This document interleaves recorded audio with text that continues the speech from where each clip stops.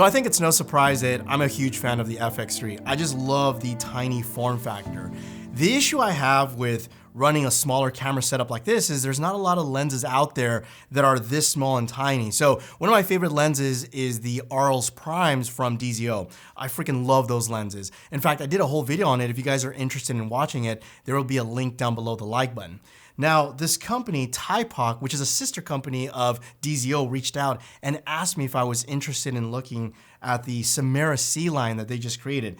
And immediately when I saw the form factor, I was on board. I said, yeah, send them over. I'd love to try them out. And as you can see, these things are tiny. Like if I was to put an Arles Prime on this camera body right now, it would probably weigh more than this whole entire setup.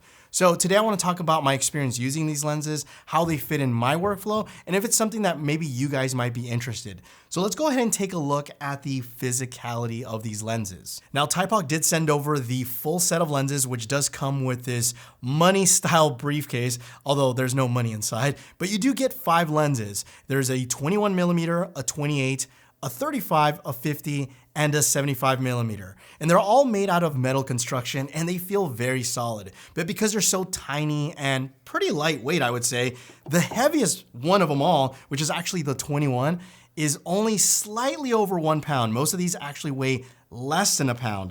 So that's pretty nice. They also come in 2 different mount options. You have Leica M mount, which is probably the one that I would recommend because that basically adapts to virtually any camera. I mean, you can use M mount, again, with virtually any camera. I did think that I was gonna use this primarily on my FX3 or even FX6, so I opted for the E mount version, which somewhat of a regret, but I do like that I don't have to deal with an additional mount, so I do like that. The other thing is that you're gonna notice is, remember, there's the Simera line, which is their photo version, and these are the Simera-C. So there's gonna be a lot of things that are similar, but also this is what's gonna make them different. The first being is that this has a declicked aperture. So of course, you're not gonna have to worry about those clickiness because this is made more for video. And these all stop to T1.5, which is freaking amazing. The other thing too is, and this is gonna go for a lot of photo lenses, especially vintage, is when you start to focus, it's going to protrude out. Well, not with these. There's no protrusion at all, and you're gonna get a 210 focus throw, which is gonna be very smooth. So just to give you an example, I have one of my favorite Takumar vintage lenses, and you'll notice as I focus, whether it's like short focus or infinity, you'll notice that it starts to protrude. And even cine-modded lenses, like I have a Helios here from Iron Glass, you'll notice that as I focus, it starts to protrude out. So you are not gonna have any problems with these lenses doing that. The other main difference too is when you open up the back cap and you start to see the aperture elements, the photo version has 14 blades, where the Cine one is 16 blades. So you're gonna get more rounder bokeh and things are just gonna look very nice and creamy. The other thing you'll notice is on the front diameter for filter thread size, most of these are gonna be 62 millimeters, with the exception of the 75. This is going to be 67. And these were all designed for full frame cameras. So the image circle is gonna be 43.2 millimeters, which means that it doesn't matter what camera you use it on, as long as it's full frame or even Super 35, it's gonna be fine. However, if you do decide to use this like on a Raptor that has a VistaVision sensor, there may be some slight vignetting, especially if you're using something wider like the 21 millimeter. Now let's go ahead and talk about the image quality of these lenses. The first thing that really stood out to me is just how well controlled the image is. Now let me explain what I mean by that. Most vintage lenses obviously have a bunch of characters, which is why we like to use them. But for example, like my Helios lens, wide open, you have that beautiful swirliness that you get on the edges, but you also have that swirliness bleed into the center of the image on the things that you want in focus. And that could be a little bit distracting, it could be a little bit muddy, which by the way, might be the look that you're going for. What I've noticed with these lenses is that everything that you want in focus is sharp, and things that are out of focus is really where the character is. I really like that. Also, the chromatic aberration on these lenses is very well controlled too. Most vintage lenses, again, talking about the Helios, which I really like, when you go wide open and you're filming lights, you're gonna see a lot of bad chromatic aberration, Where these, very well controlled, very minimal. Again, some people might argue chromatic aberration is good, but I figured I would let you guys know. Another thing I like is the color rendition on these lenses. Like the skin tones pop, it kind of gives it like a 3D effect. I really like that. Also, the flaring is very nice too, and the minimum focus distance is also pretty impressive with these smaller lenses. But I mean, I can rave here all about it. The best thing for me to do is actually show you footage that Evan and I shot.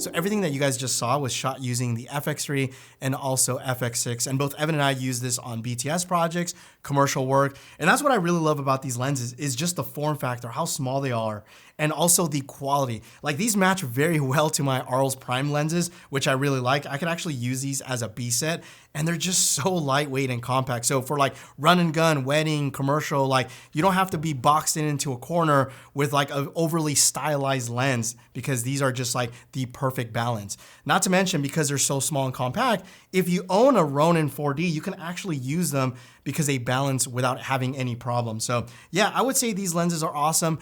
If I had to put a con, because I know there's gonna be people out there like, Armando, these lenses are not perfect. And it was very hard for me to say this. The real only cons I would say is the focus breathing is not that great.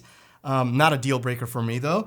And the other thing that actually did annoy me is that most of these right here are 62mm filter thread size, where the 75 is a 67mm filter thread size. So whenever I do a lens swap, especially with the 75, having to get that step-up ring or whatever, that was kind of annoying. But if those are deal breakers for you, then these lenses are not for you then.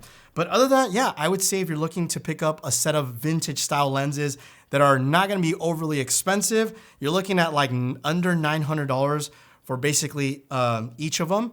It's not bad. I think it's a fair price considering like the market out there. So yeah, that's kind of like my little mini review on the Simera-C from Thypoch. If you guys are interested in learning more about them, I will leave a link down below in the description.